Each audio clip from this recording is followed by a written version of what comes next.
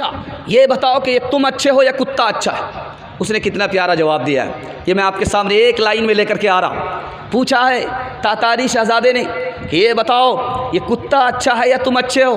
کہا اگر میرا ایمان پر خاتمہ ہوا تو میں اس کتے سے اچھا ہوں، اگر میرا ایمان پر خاتمہ نہیں ہوا یہ کتا مجھ سے اچھا ہے۔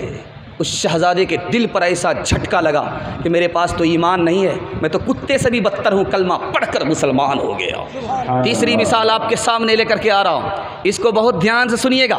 مسلمان عورت ہے، بازار میں نکلی ہے، ایک ہاتھ میں پانی ہے، ایک ہاتھ میں آگ ہے۔ اس سے پوچھنے والا عیسائی پوچھتا ہے کہاں جا رہی ہو؟ ہاتھ میں پانی ہے۔ کہاں جا رہی ہو؟ ہاتھ میں آگ ہے۔ کہا اس آگ سے میں جنت کو جلانا چاہتی ہوں۔ کہا اس پانی سے؟ کہا جہنم کو بجھانا چاہتی ہوں، تاکہ دنیا کو یہ پیغام ملے کہ اگر جہنم سے ڈرنا ہے تو اللہ کے لیے ڈرو، اگر جنت کے لیے عمل کرنا ہے تو اللہ کے لیے کرو، مطلب کی عبادت مت کرو، خدا کی مرضی اور خدا کی خوشی کے لیے عبادت کرو۔ دھیان سے سنیے گا، سنانے کے لیے جا رہا ہوں۔ اسی ہندوستان کی تاریخ میں ایک بادشاہ گزرا، اس کا نام تھا اکبر بادشاہ۔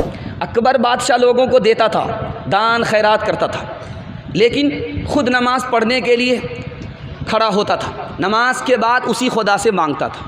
تو جس کو دان خیرات کیا وہ دیہات کا آدمی تھا۔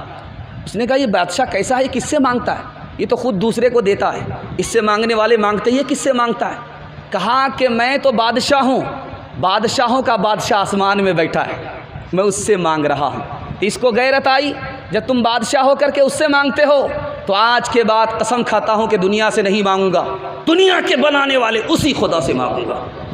سب کچھ انشاءاللہ ساس سسر سے مانگیں گے، خدا سے نہیں۔ ہاتھ اٹھا دیجیے، ذرا فوٹو لے لیجئے ان لوگوں کا۔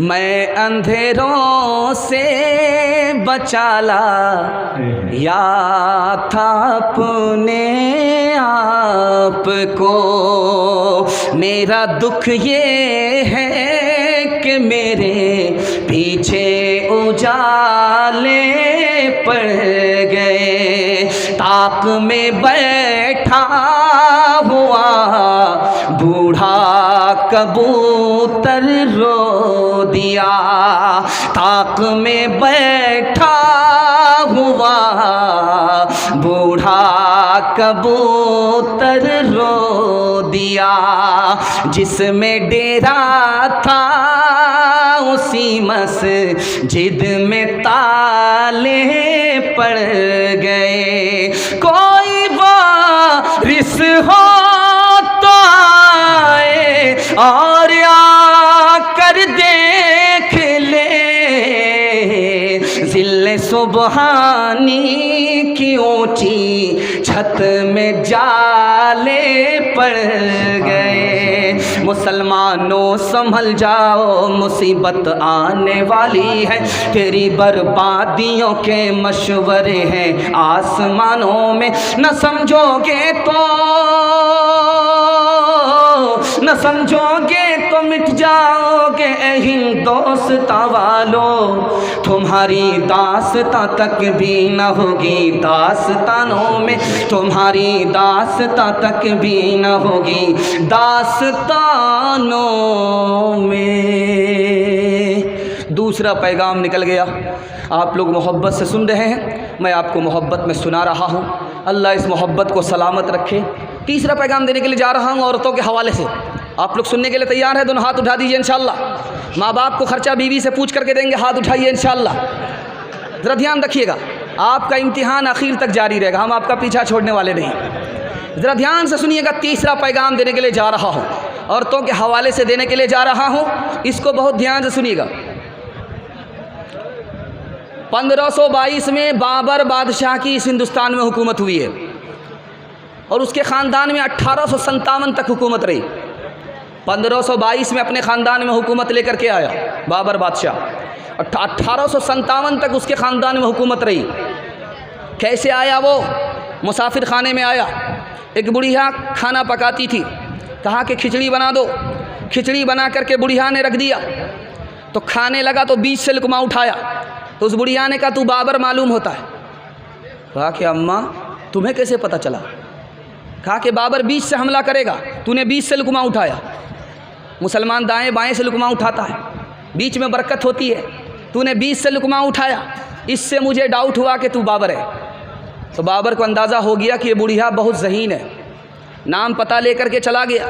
جب بابر نے پہلا حملہ کیا ناکام ہوا, دوسرا حملہ کیا کامیاب ہو گیا. ابراہیم لودھی کے خاندان سے حکومت نکالی, اپنے خاندان میں لے کر کے آ گیا. اب اس نے پتہ کیا کہ پتہ کرو وہ بڑھیا زندہ ہے کہ نہیں. جب وہ بڑھیا کو لے کر کے سامنے آئے لوگ, تو بڑھیا سے بابر نے کہا ہمیں پہچانا. کہاں پہچان لیا, وہی کھچڑی والا معلوم ہو رہا ہے. اللہ الصمد. تو اندازہ کیا کہ جب ماں کا یہ حال ہے تو اس کے بیٹے کا کیا حال ہوگا. تو اس بڑھیا سے پوچھا کہ تمہارا کوئی بیٹا اٹھا ہے؟ کہا کہ ہاں ایک بیٹا ہے, سنگل. کہا کہ میں اس کو سپہ سالار بنانا چاہتا ہوں. کہا کہ نہیں, میرا بیٹا سپہ سالار نہیں بنے گا. کہا میں اس کو اپنا وزیر بنانا چاہتا ہوں. کہا میرا بیٹا وزیر نہیں بنے گا. کہا میں اس کو امیر منشی بنانا چاہتا ہوں. کہا نہیں بیٹا, میرا بیٹا امیر منشی نہیں بنے گا. اتنی بڑی بڑی کرسی کو ماں نے ٹھکرا دیا بیٹے کے لیے. اب بادشاہ کو حیرت ہوئی. اس نے کہا مانگو, کیا مانگتی ہو؟ کہا کہ میری قوم کھانا بناتی ہے, ہم لوگ باورچی ہیں, باورچی قوم کا میرے بیٹے کو سردار بنا دو. تو بادشاہ نے بنا تو دیا, لیکن حیرت سے سوال کیا میں نے اتنے بڑے بڑے عہدے دیے تمہارے بیٹے کو, تم نے اس کو چھوڑ دیا. پنچایت کا مکھیا بنا دیا اپنے بیٹا کو, وزیر بنتا تو بڑا آدمی بنتا. تو اس ماں کا جواب سنیے, میری قوم چھوٹی ہے, میں باورچی قوم ہوں. اگر میرا بیٹا بڑی کرسی پر بیٹھتا تو لوگ کہتے کہ وہی چائے والے کا بیٹا ہے, بنیا کی اولاد ہے. وزیر اعظم بن گیا, میرے بیٹے کو کرسی ملنے کے بعد بھی عزت نہیں ملتی. جب میرا بیٹا باورچی قوم میں سردار بن کر کے آئے گا, لوگ سلامی ماریں گے تو میرے بیٹے کو عزت ملے گی. اصل عزت تو اپنی قوم میں ملا کرتی ہے. دوسری مثال آپ کے سامنے لے کر کے آ رہا ہوں. حضرت عمر کا دربار ہے, ایک عورت آئی, کہا میرا شوہر رات بھر نماز پڑھتا ہے, دن بھر روزہ رکھتا ہے. حضرت عمر نے کہا کہ بہت اچھا شوہر ہے تمہارا. وہ عورت خاموش ہو گئی. بغل میں جو صحابی تھے اس نے کہا کہ حضور یہ اپنے شوہر کی تعریف نہیں کر رہی ہے, شکایت کر رہی ہے. کہ کیا مطلب ہوا؟ کہا کہ اس کا شوہر رات بھر نماز پڑھتا ہے, دن بھر عبادت کرتا ہے, اپنی بیوی کا حق ادا نہیں کرتا. یہ عورت تعریف نہیں کر رہی ہے, شکایت کر رہی ہے. زمانے کو دکھا رہا ہوں, آئینہ دکھا رہا ہوں کہ اس زمانے کی عورت کتنی تعلیم یافتہ ہوا کرتی تھی, کیسی عقل مند ہوا کرتی تھی. تیسری مثال آپ کے سامنے ہے. یحییٰ نام کے امام ہیں, نحو کے امام ہیں, خوبصورت نہیں ہے, بیوی بہت خوبصورت ہے. تو ایک بار کہا کہ تو بھی جنتی میں بھی جنتی. تو بیوی نے کہا کہ وہ کیسے؟ تو کہا اس لیے کہ میں بدصورت ہوں, تو مجھے دیکھ کر کے صبر کرتی ہے, صبر کرنے والے کے لیے جنت ہے. اور تو خوبصورت ہے, میں بدصورت ہوں, میں تمہیں دیکھ کر کے اللہ کا شکر ادا کرتا ہوں, شکر کرنے والے کے لیے جنت ہے. صبر کرنے والے بیوی کو اللہ جنت دیتا ہے, شکر کرنے والے شوہر کو اللہ جنت دیا کرتا. تیسری مثال آپ کے سامنے آ رہی ہے, دھیان سے سنیے گا. آپ نے سنا ہے کہ یوسف علیہ السلام کے حسن کو دیکھ کر کے عورتوں نے ہاتھ کاٹ لیا تھا. آپ نے سنا ہے, دکھانے کے لیے جا رہا ہوں. عورتوں نے ہاتھ کاٹا. مولانا ابوالکلام آزاد رحمۃ اللہ علیہ اپنی تفسیر میں لکھتے ہیں, کیا لکھتے ہیں اس کو سنا رہا ہوں, ذرا دھیان سے سنیے. عورتیں جب دیندار نہیں ہوتی تو بہت مکار ہوتی ہے.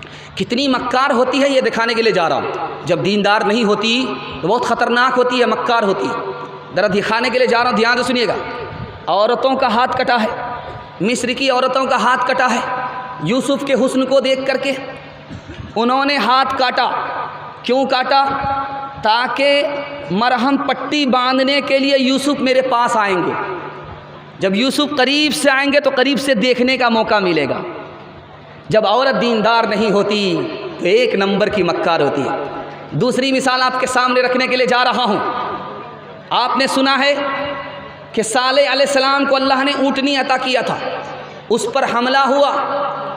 حملہ کس نے کیا؟ قدار نام کا آدمی تھا. اس نے حملہ کیوں کیا؟ ایک لڑکی سے اس کو عشق ہو گیا تھا. اس لڑکی کا نام انیزہ تھا. اس نے کہا میں تم سے اس شرط پر نکاح کروں گی, تم صالح علیہ السلام کی اونٹنی کو قتل کرو گے. عشق اور محبت کتنی خطرناک چیز ہے.